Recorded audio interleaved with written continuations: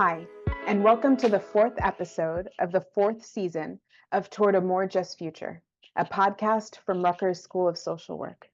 My name is Samantha Michaele, and I'm the Director of Business Services here at the school. This season, I'm speaking with directors and members of institutes and centers at the school about their work, their connections to the field of social work, engagement with communities throughout all of New Jersey and beyond, and how their areas of focus prove critical to the future. Today, we'll be speaking with Theresa McCutcheon, Director of the Institute for Families, or IFF, at the School of Social Work. As Managing Director of the Institute, Theresa leads a team of more than 100 professionals, delivering a $20 million portfolio of training, technical assistance, and applied research projects advancing the human service and child welfare workforce. Prior to joining Rutgers, she led an array of community-based initiatives through the educational and social service sector. She began her career conducting assessments with new parents to identify how caregiver support benefits newborns. In addition, she grew New Jersey's first home visitation pilots into a statewide network.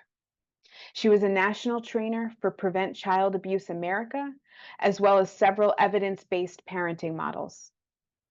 As a certified school social worker, she managed school-based clinical programming for youth, and as an avid community organizer, she held leadership positions directing university and county-based volunteer programs.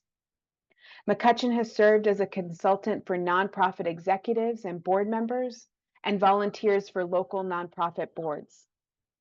She's been a lecturer at the School of Social Work and is a Rutgers Leadership Academy Fellow. Her most challenging and rewarding role, however, has been raising two spirited young men.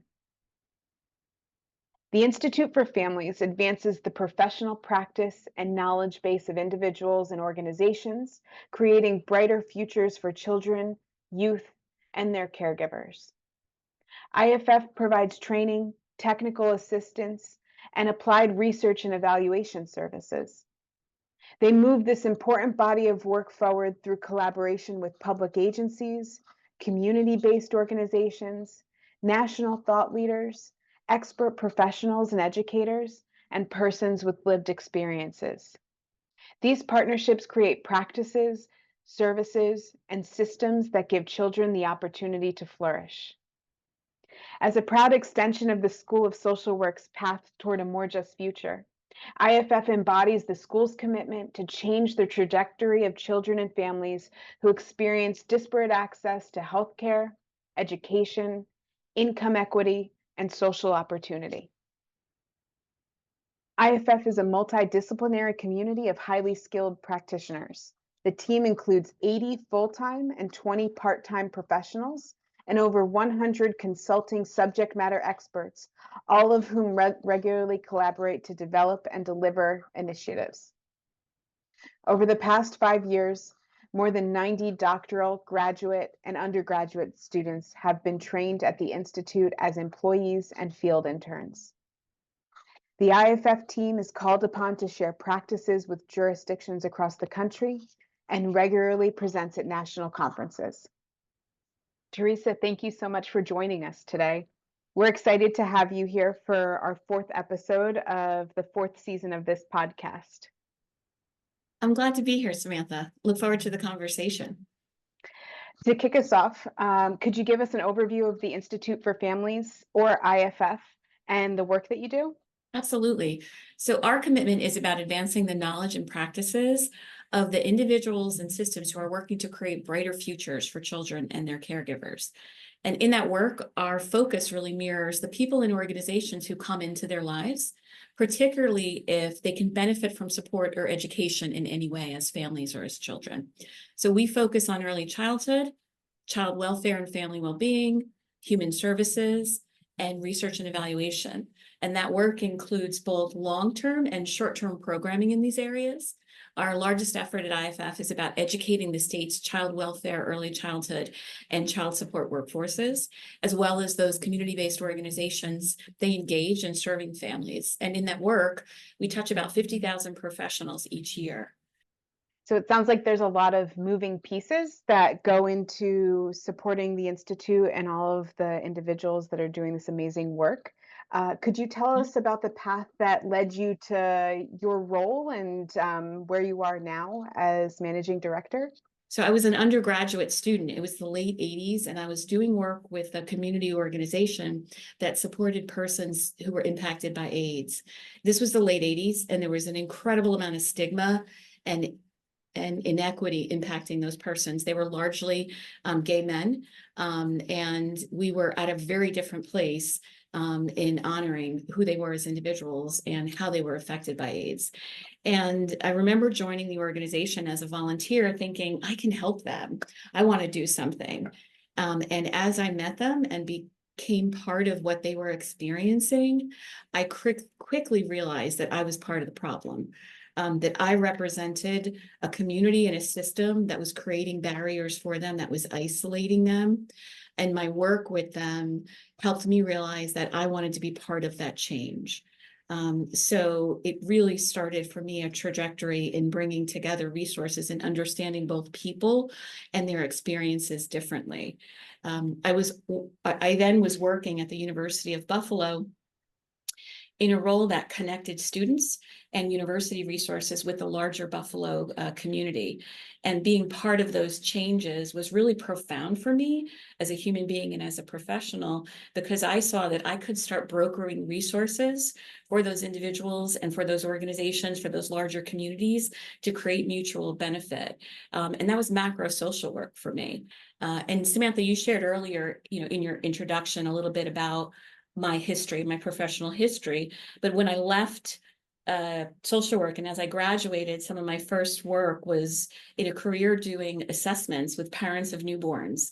And my work was clinically helping them look at, let's say, an assessment to understand what their support was before they left those hospitals or prenatal clinics and were about to raise these children, and to connect them with home visitors or whatever community resources would help empower them as families.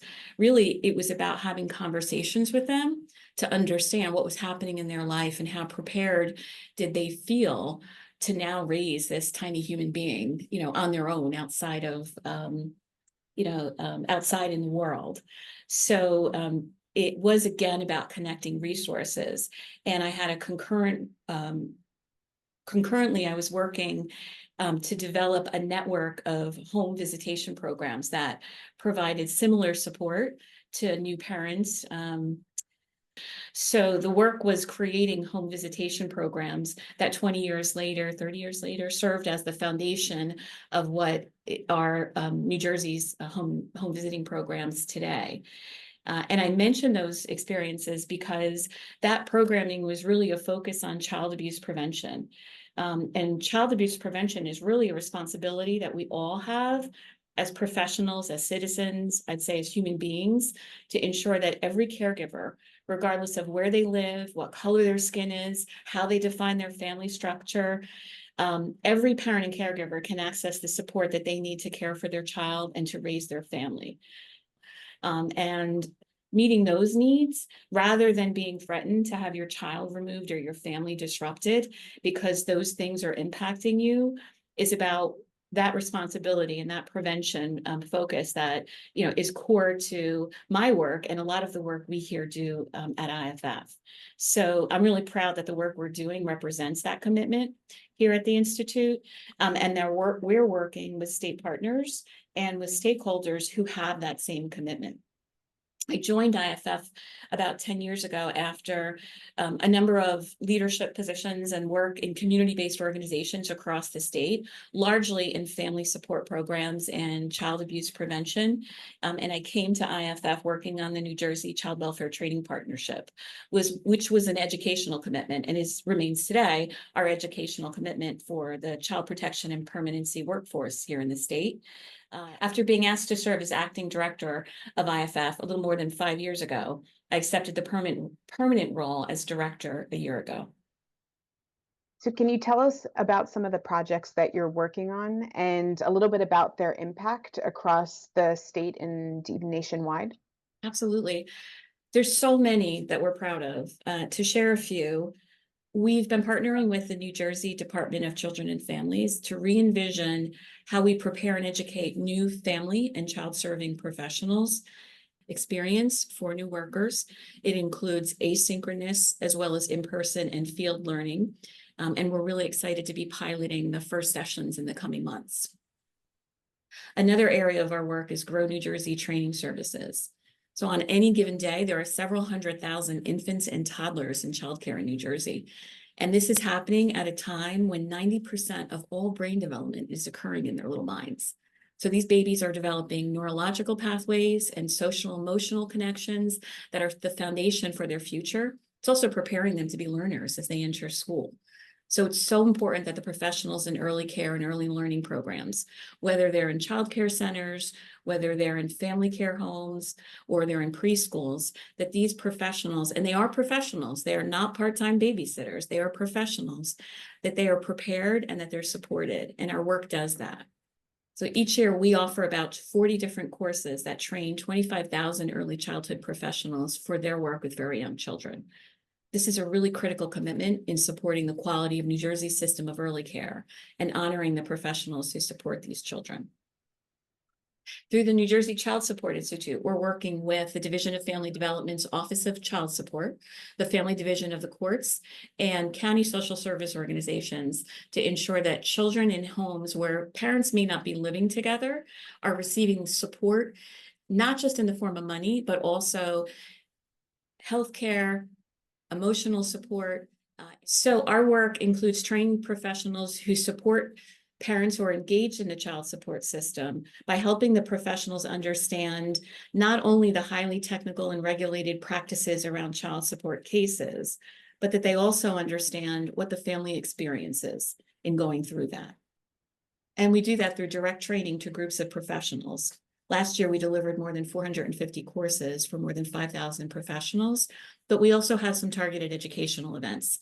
We partnered with some collaborators, for example, in an annual statewide conference that reached 800 professionals, and we were part of delivering 14 workshops at that conference itself.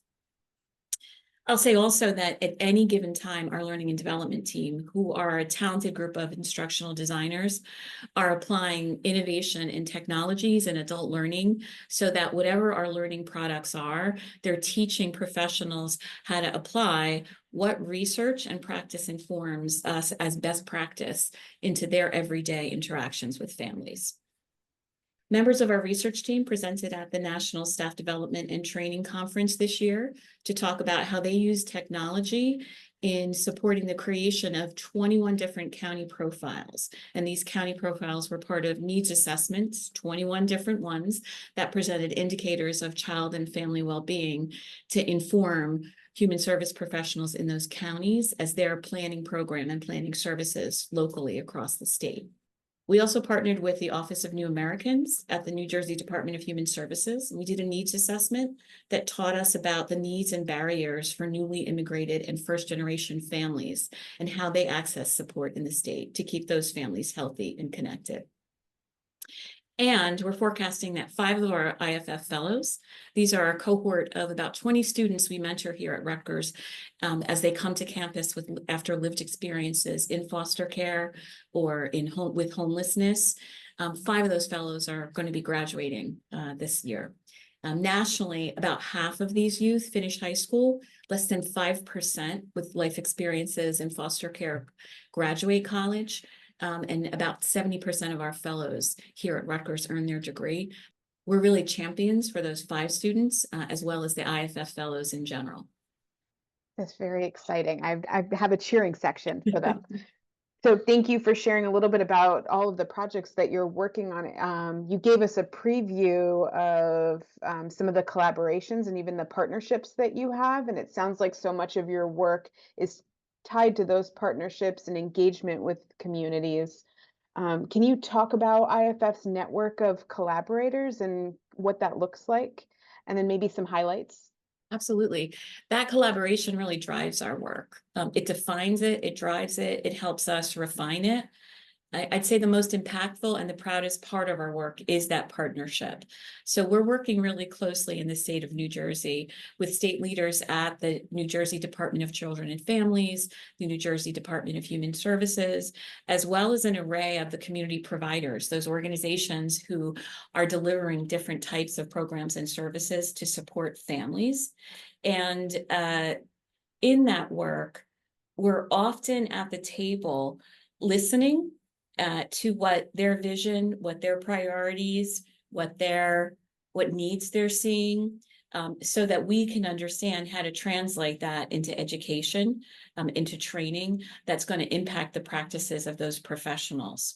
I think the most proudest conversations that happen are when those partners also ask us, well, what are you hearing in your educational sessions? What are you hearing from the professionals who reach families and children? What are they saying and what are they telling you about what's really happening in the field in their everyday interactions with families? And being part of that conversation, so that then in terms the programming and the policies that our state agencies and our state leaders are considering is really a highlight for us, because we're able to then represent what those needs, not just of the families and children are, but of those people who are serving them and supporting them every day. So we're going to switch gears a little bit and talk about kind of the operational aspect of running the institute. When it comes to funding, what goes into making sure an institute this size and like IFF works? How do you manage wanting to produce good research-based training programs and effective outcomes, but also needing to keep the organization running? It's a delicate balance, I'd say, of business and of social work. The most important part of our work, if we're going to realize our mission, if we are going to be effective, is to ensure that whatever we're doing is of high quality, and that there's an accountability to it, right? That's important, not just for the work that we do and the commitment we have to our mission, to our employee credo, to our contract deliverables, but it also keeps us relevant and it keeps us competitive. And that's a conversation I often have with my teams. What does this mean for us in terms of the work that we're doing, and not just our quality, but how we're going to remain important and relevant in the array of services out there for families. So in everything that we do, there's a commitment to accountability, and there's a commitment to understanding that we represent the School of Social Work. We're really proud. We are one of the top schools in the country. We represent Rutgers University, as a Big Ten. So how is that education and how is our work informed by research and informed by evidence that tells us it's the best practice? So there's a strong level of accountability in really looking at, did we do our discovery to look at what we're training represents that best practice? So the work and the content itself and the education and training we provide is always research-based. And we're always looking at what are national centers, what are national experts telling us about what creates change? What are our own state partners seeing in their outcomes and in their practices? When we implement that programming, whether it's a training or it's a type of service or technical assistance, we're also sure that there's a commitment to accountability and quality assurance in everything that we do. So aside from strong supervision and management, right, which is part of every practice and an important part of social work macro management, we also have tools that look at how do we measure what we're doing, our levels of service. So there are monthly reports on what we're producing and what we're delivering. We do 6-month, very comprehensive 6-month training evaluation reports that have everything from pre and post tests to training satisfaction surveys that give us qualitative information. And these are all feedback loops then that we look at in terms of understanding how our instructors are managing the classroom conversation, what our learners in that classroom are telling us about how they're going to apply what they're hearing in a training to their practice. And they give us measures then and information that we take back to our stakeholders.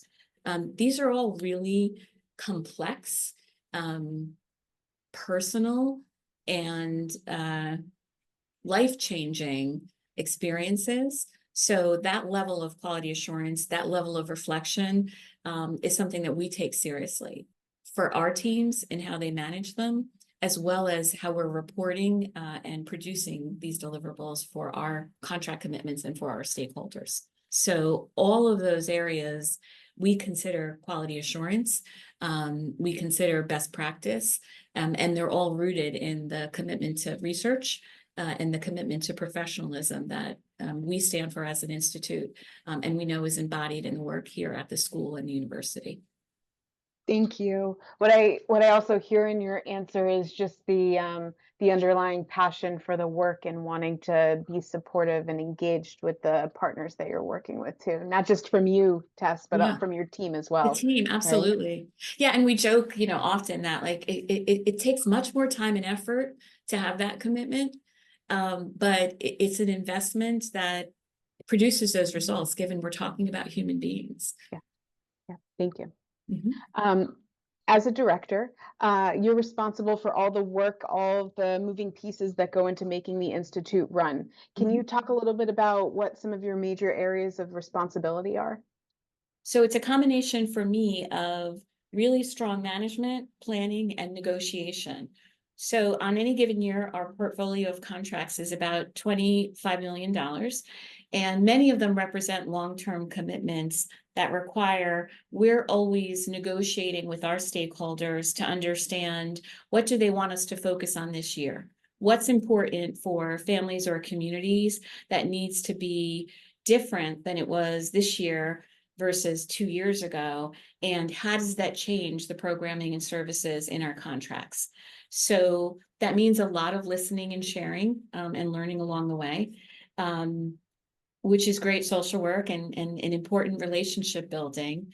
But it also means a lot of administrative work, right? So there comes with, we are a large system, a large bureaucracy here at Rutgers, and many, if not most, of our stakeholders are also, as state agencies, large bureaucracies. So there's a fair amount of administrative effort that goes into ensuring those contracts are in place, they're defined, and they represent a scope of work and agreement that we can stand behind, that's really clear up front.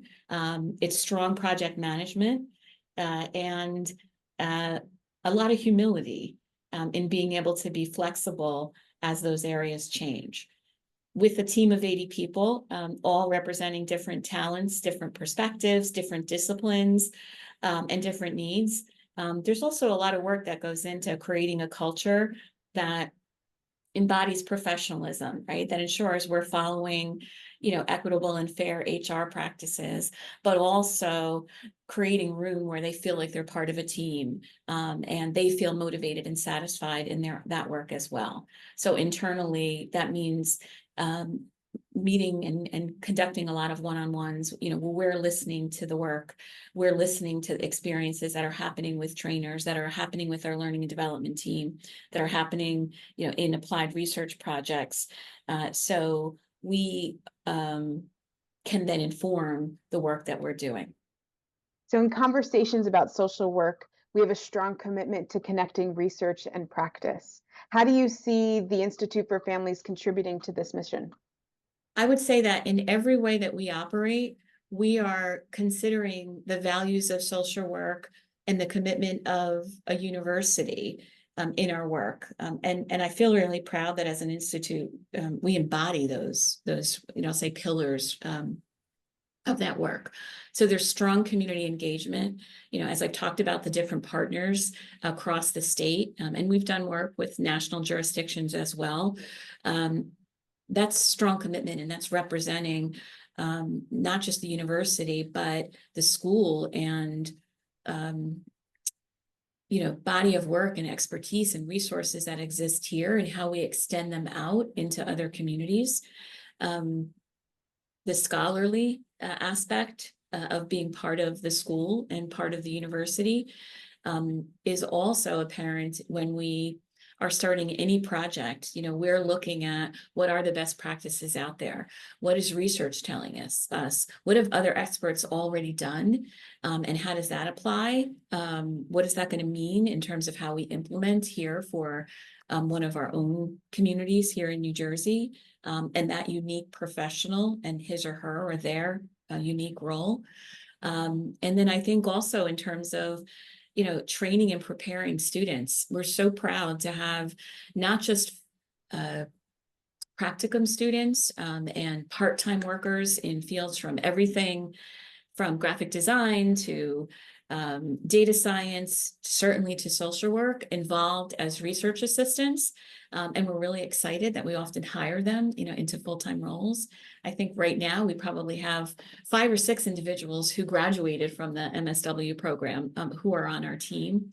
So in all of those areas, in that scholarly work, in applying research to practice, in practicing applied research in various projects, in preparing students, for their careers and training them, and strongly in community engagement.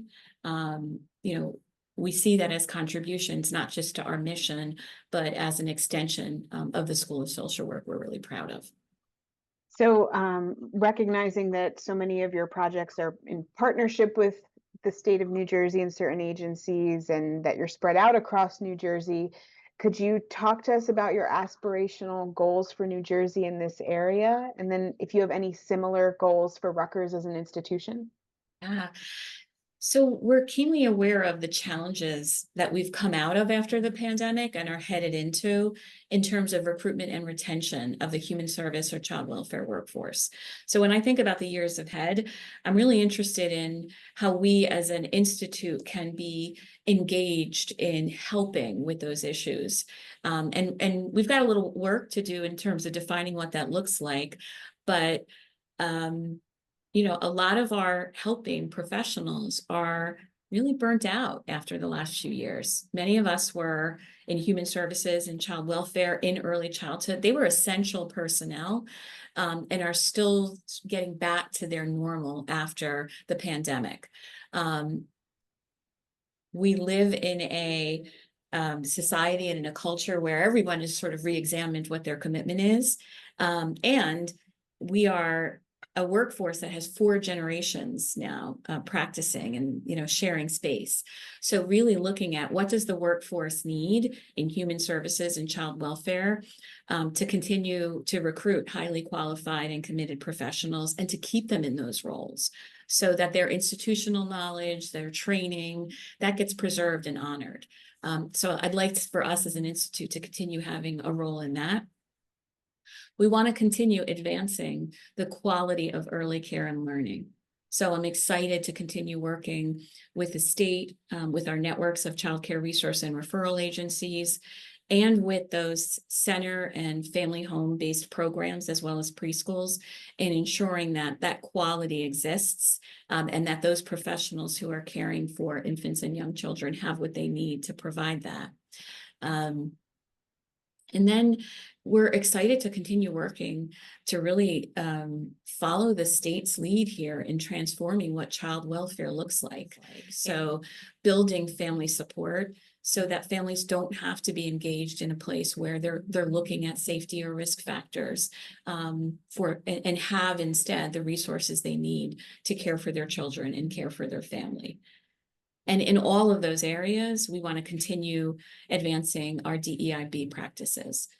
So as one concrete example, I'm really proud of one of our teams internally is really doing a body of work that ensures when we create any kind of training or we create any kind of education, we're moving through a very purposeful, a very evidence-based, and a very practical set of steps to look at how we are representing the families, the identities, the stories that are told in a classroom to ensure that, again, they're equitable, they honor the diversity of learners and identities that we come in contact with and partner with, and that they're accessible and inclusive of everyone.